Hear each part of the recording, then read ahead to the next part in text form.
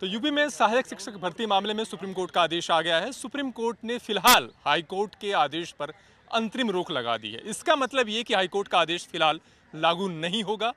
High court की division bench ने UP सरकार से कहा था कि वो नए सिरे से 3 महीने के अंदर मेरिट लिस्ट जारी करे। साथ ही डिवीजन बेंच का ये भी कहना था कि अगर कोई शख्स जो कि आरक्षित वर्ग से अगर किसी ने आवेदन किया है, लेकिन अगर वो जनरल कैटेगरी के बराबर की मेरिट हासिल कर लेता है तो उसका चयन जनरल कैटेगरी में ही माना जाना चाहिए। इस आदेश को चुनौती दी गई थी सुप्रीम कोर्ट में कुछ अभ्यर्थियों की तरफ से, और उसके बाद सुप्रीम कोर्ट ने फिलहाल हाई कोर्ट के आदेश पर रोक लगा दी है। हमारे साथ जो लोग हैं वो दोनों कैटेगरी के हैं, आरक्षित वर्ग के भी हैं और जो सामान्य कैटेगरी के लोग हैं वो भी हैं, और निश्चित तौर पर उन्हें सुप्रीम कोर्ट के रुख का इंतजार था। इनकी प्रतिक्रिया लेते हैं, इनसे समझने की कोशिश करते हैं कि सुप्रीम कोर्ट के आज के आदेश को वो कैसे देख रहे हैं। आप रिजर्व कैटेगरी के हैं, कैसे देखते हैं आप सुप्रीम कोर्ट से? देखिए, आज माननीय सर्वोच्च न्यायालय में सीजीआई की अध्यक्षता में जो बेंच गठित थी जिसमें हमारा मामला सुना गया, उसमें उन्होंने हाईकोर्ट के फैसले को लेकर एक टिप्पणी ये की कि हाईकोर्ट के फैसले को मैंने देखा है, इसमें कुछ नया जो आपको कहना हो वो आप लोग हमको रिटर्न में दे दीजिए। वो आज ही इस फैसले को जो है सुरक्षित करना चाह रहे थे, लेकिन तमाम दोनों पक्षों की तरफ से कहा गया कि नहीं, आप जो है मेरिट पे इसको डिसाइड करिए और देखिए। जिस पर उन्होंने कहा कि हम जो है 23 तारीख को 23 सितंबर को, हालांकि अगले मंडे को ही डेट लगा रहे थे लेकिन छुट्टी है उस दिन शायद, तो 23 सितंबर की डेट फिक्स की उन्होंने। और दूसरी तरफ से ये कहा गया कि सर हम लोग 4 साल से नौकरी कर रहे हैं तो ऐसा ना हो कि हमको प्रक्रिया से बाहर निकाला दिया जाए। तो उन्होंने एक अंतरिम राहत देते हुए कहा कि 23 सितंबर तक प्रक्रिया आगे नहीं बढ़ाई जाएगी। आप इसे कैसे देख रहे हैं, राहत के तौर हम बिल्कुल राहत के तौर पर देख रहे हैं, क्योंकि देखिए फौरी राहत अगर किसी को मिली है, हमको भी पता है कि ये 4 साल से नौकरी कर रहे हैं, इनके साथ भी इनजस्टिस नहीं होना चाहिए। अगर कोर्ट इनको अगर कोई राहत देती है, सरकार की तरफ से कोई प्रपोजल आता है, इनकी नौकरी बचती है, तो हमें कोई फर्क नहीं पड़ेगा उस बात से। फर्क तब पड़ेगा कि जब हम हाई कोर्ट से जीत के यहाँ पे आए हैं, और अगर आज कोर्ट ये कह देता है नहीं हम इस मामले को स्टे कर रहे हैं, इसमें विसंगतियाँ हम सुनेंगे नहीं, उन्होंने कहा कि हम फौरी राहत दे रहे हैं आपको, 23 को आइए और रिटर्न सबमिशन प्लान लेके आइए। तो रिजर्व कैटेगरी के जो लोग हैं उनको इस उम्मीद इस बात में खोज रहे हैं कि अभी सुप्रीम कोर्ट का ये अंतरिम आदेश है, सुप्रीम कोर्ट विस्तार से सुनेगा, और अभी भी उनको राहत की उम्मीद है क्योंकि अभी विस्तार से सुप्रीम कोर्ट में सुनवाई होने की संभावना है। निश्चित तौर पर सुप्रीम कोर्ट आगे इस पर सुनेगा भी। आप सामान्य कैटेगरी के से हैं, कहाँ पर अभी आप कार्यरत हैं? जी, मैं गोंडा जनपद में बेलसर ब्लॉक में पोस्टेड हूँ सर। अच्छा, वहाँ पर पोस्टेड है। अब जो हाई कोर्ट की डिवीजन बेंच का जो ऑर्डर था उससे क्या नौकरी का खोने का अंदेशा था? दरअसल मैं बीएड अभ्यर्थी हूँ। अगर भविष्य में सूची रिविजिट होती है और सर उसके बाद में नई समस्याएं उत्पन्न हो जाएंगी, क्योंकि इससे पहले बीएड के लिए एक आर्डर आ चुका है कि ये आगे प्राइमरी में एलिजिबल नहीं है सर। तो ये एक चीज़ है, और उसके बाद में सर सबसे बड़ा सम्मान की बात है, क्योंकि हम 115 अंक पाकर हम सर प्रक्रिया से बाहर हो जाएं और हमारा साथी 96 अंक पाकर वो हमारी जगह पे नौकरी करे सर।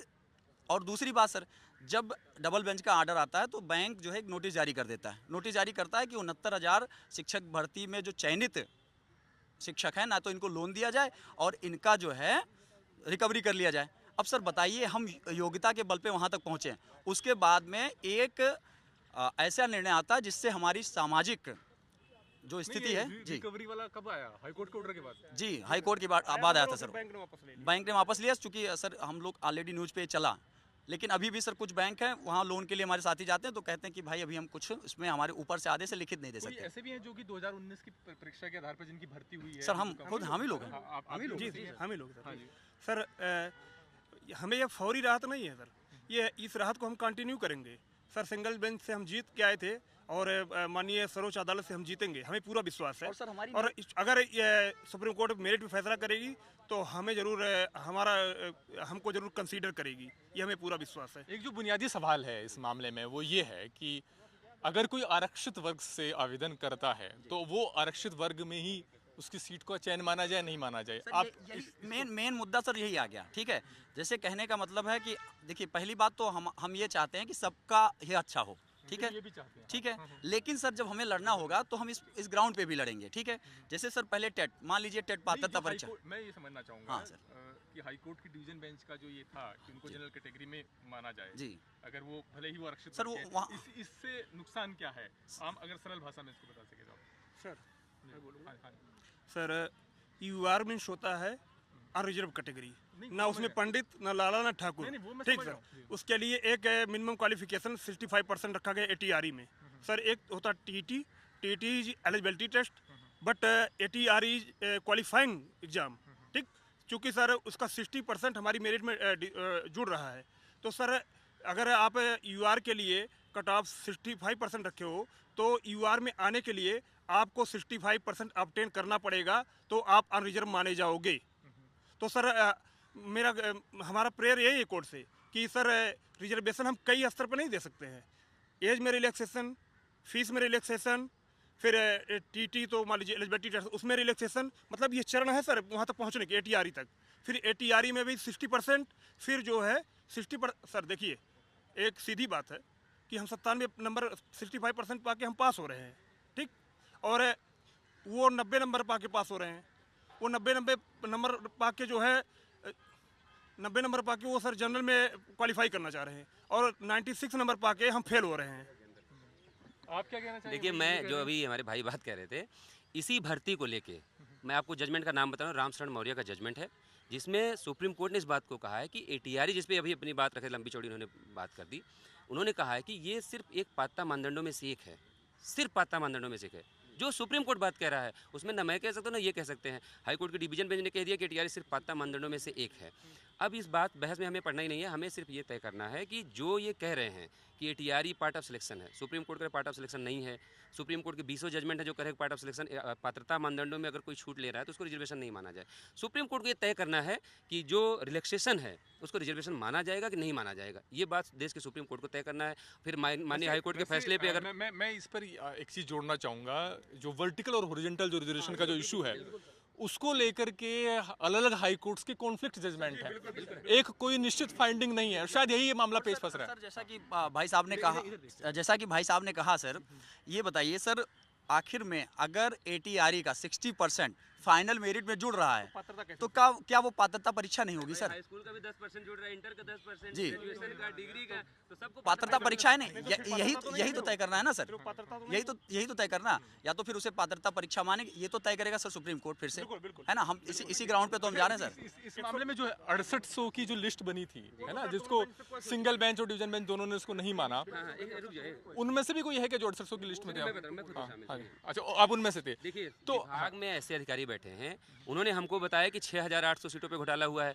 उत्तर प्रदेश सरकार ने मान लिया गड़बड़ी हुई हमसे। उत्तर प्रदेश सरकार ने आज भी सर्वोच्च न्यायालय में खड़े होकर कहा कि हम हाई कोर्ट के फैसले को मानते हैं, लेकिन हमारे भी कुछ पक्ष है उसको हम रखना चाहते हैं, वो रखेंगे। जहाँ तक 6800 की बात की, वो कह रहे थे कि 6800 पद घोटाले हुए हैं। ये भाई साहब अपनी पिटीशन में लिख के आ रहे हैं कि 10,000 पदों का मतलब जो है प्रभावित हो जाएंगी सीटें अगर एटीआरई लागू हो गया, अगर ये फैसला लागू हो जाएगा। हो सकते हैं, ये प्रिजम्पशन देखिए खुद मान रहे हैं ये अंदाजा लगा के। कोर्ट में सुनिए, सुप्रीम कोर्ट या किसी कोर्ट में आप संभावनाओं पे कोई बात नहीं कह सकते, फैक्ट होता है। कोई वो देखिए कानूनी दस्तावेज होता है। कोर्ट में अगर आप कोई चीज़ देते हैं ना तो आप अपना एफिडेविट उसे सिग्नेचर करते हैं। आप कोर्ट को गुमराह नहीं कर सकते।